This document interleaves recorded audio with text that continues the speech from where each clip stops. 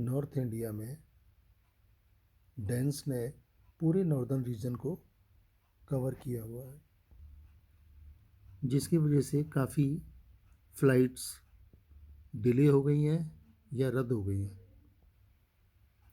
Temperature down होता जा रहा है, मिनिमम 6.1 और AQI 410। Satellite image captured at 9 a.m. revealed that scale of crisis continuously band of fog, जो फॉग है वो कश्मीर वैली से लेके पंजाब, हरियाणा, दिल्ली, उत्तराखंड, उत्तर प्रदेश, बिहार, झारखंड, वेस्ट बंगाल और कुछ पार्ट मध्य प्रदेश का वहाँ तक फैला हुआ है। पॉल्यूशन भी दिन प्रतिदिन बढ़ता जा रहा है। दिल्ली गवर्नमेंट ने एक अभियान चलाया है जिसमें नो PUC नो फ्यूल। अगर पॉल्यूशन अंडर कंट्रोल सर्टिफिकेट नहीं होगा तो गाड़ियों को फ्यूल नहीं दिया जाएगा। बिहार में एक तरह से जंगल राज वॉज इरेडिकेटेड, ये प्रधानमंत्री ने कहा है। वहाँ पर वोटिंग हुई है और NDA सरकार आई है। तो इसी तरह से वेस्ट बंगाल में भी जंगल राज का खात्मा हो जाएगा, ऐसा NDA सरकार सोचती है। सुबह सुबह 2 बजे रात को राजधानी ट्रेन ने आसाम के रेलवे ट्रैक पर 7 हाथियों को नुकसान पहुंचाया। उनको इंजरी हुई है क्योंकि आसाम में ज़्यादातर हाथियों का झुंड रेलवे ट्रैक को पार करता है, तो इस तरह की घटनाएं वहाँ पर हो जाती हैं। राजधानी मोव्स डाउन 7 एलिफेंट्स इन आसाम, लेकिन किसी भी पैसेंजर्स को कोई नुकसान नहीं हुआ और वो सेफ है। पोल्यूशन ज़्यादा होने की वजह से इलेक्ट्रिकल व्हीकल पर ज़्यादा जोर दिया जा रहा है और दिल्ली सरकार चाहती है कि नेक्स्ट फाइनेंशियल ईयर में इलेक्ट्रिकल व्हीकल चार्जिंग स्टेशन ज़्यादा से ज़्यादा हों और इलेक्ट्रिकल व्हीकल्स को खरीदने के लिए लोगों को सब्सिडी दी जाए और साथ में चार्जिंग स्टेशन ज़्यादा से ज़्यादा हों।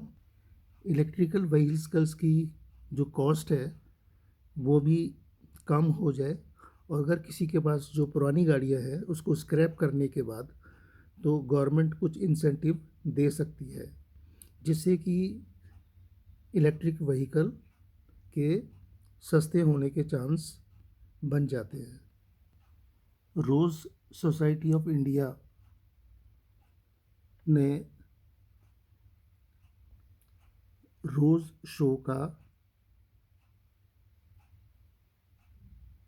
कार्यक्रम किया है चाणक्यपुरी में और वहाँ का जो NDMC चेयरमैन है केशव चंद्रा, वो रोज़ सोसाइटी ऑफ इंडिया के साथ मिलकर ये शुरू किया है। शो 21 दिसंबर को सुबह 10 बजे से लेकर 5 बजे तक होगा। और ये देखो SIR का कमाल, ये जो स्पेशल इंटेंसिव रिव्यू जो सर्वे हो रहा है उसमें 15% तमिलनाडु वोटर्स डिलीट हो गए। मतलब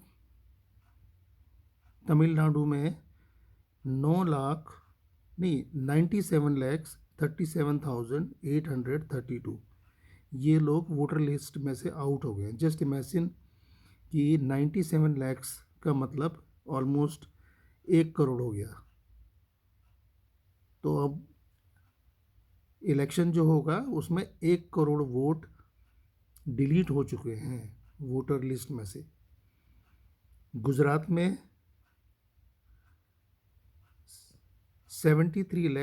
73,327 वोटर लिस्ट में से डिलीट हो चुके हैं। तमिलनाडु ऑलमोस्ट 15% है और सेकंड नंबर पे है गुजरात जो 14 पॉइंट समथिंग 14% है।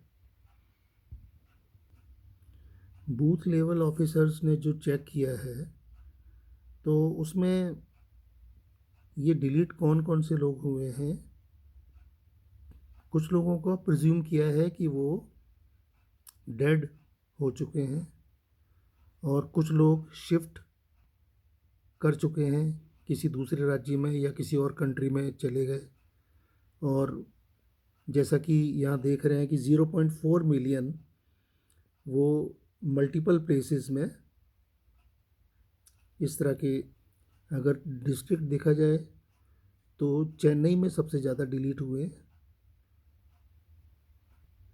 गुजरात में सेकंड नंबर पर सूरत है। सूरत में सबसे ज़्यादा, यानी कि पूरे गुजरात में सूरत एक ऐसा एरिया है जहाँ पे सबसे ज़्यादा लोगों का वोटर कार्ड में से, वोटर लिस्ट में से नाम कटा है।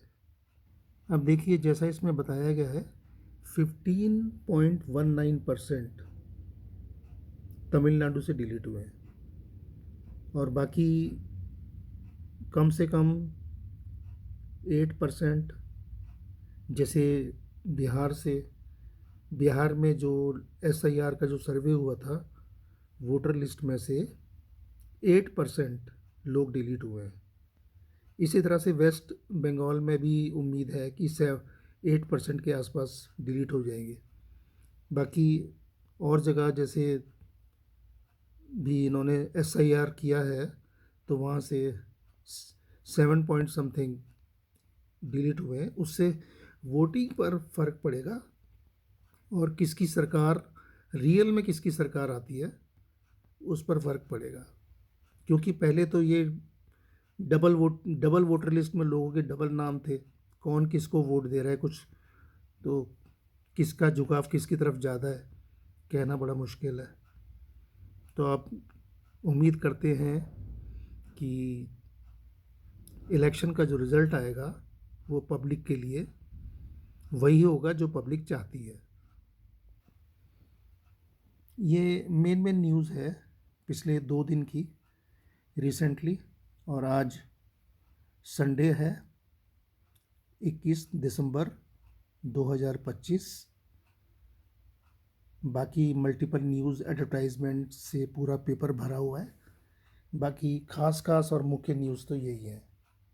थैंक यू, धन्यवाद।